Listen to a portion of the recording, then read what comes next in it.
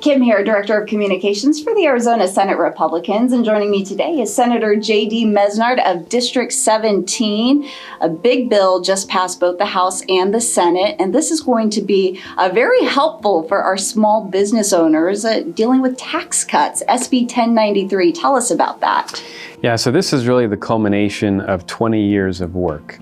In the early 2000s, folks across the political spectrum sat down and looked at our commercial property taxes. Now, we use a very convoluted property tax system that involves tax rates and ratios and valuation, and it's very complicated. But everyone agreed it was too high. We had this ratio mechanism that distorted the property tax system and really burdened small businesses more than anyone else by magnitudes. We were one of the highest in the country. And so everyone agreed we needed to set down a course of reducing that ratio from what was a 25% assessment ratio to, the goal was 15%. And the bill that we just passed has achieved that. And so we will reach that tax ratio when? So in 2027, we've taken incremental steps over the years, including even last year, a bill that I ran moved it from what was 18% down to 16% over 4 years, half a point a year. This takes that remaining percent over 2 additional years at 2027. So when all is said and done, it was really about a quarter of a century it took us to get to this point.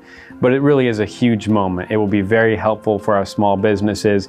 We're going to be in a much more competitive situation relative to other states. Even California doesn't have a system as messed up as we do when it comes to their property taxes. So this has made that system considerably better. Talk about some of the implications for small business owners now that that tax rate will be dropping to 15%. What does that mean for their bottom line? Yeah, so and it's an assessment ratio that's dropping. So the tax rate doesn't change. It's again very complicated issue. Most people are familiar with, here's how much something is, here's the rate you apply, and you get your end tax liability. But in this case, there's this distortion that happens through a ratio mechanism in the middle. And so we've been trying to flatten that out to make it closer to, say, residential's 10%, and other classes of property are even lower. So this again was at 25, now it gets down to 15, which has been the long-term goal. And what that really means is there's more money in the pockets of small businesses to hire more people or increase their wages.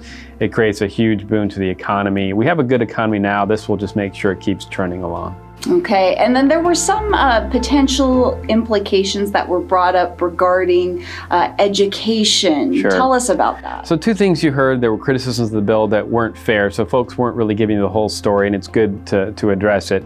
Number one is that because property taxes fund our education system, folks are saying, oh, you're reducing property taxes, that means less money to K-12. But that's just not accurate at all. Objectively, it's false, and that's because the general fund, the way the system works, the general fund steps in and makes up any difference when there's a reduction in property taxes. So by virtue of reducing the assessment ratio, yes, it's true, less property taxes will be collected, but the state general fund automatically, through no vote, we don't even really have to do it. Once this bill is passed, it steps in and makes up the difference.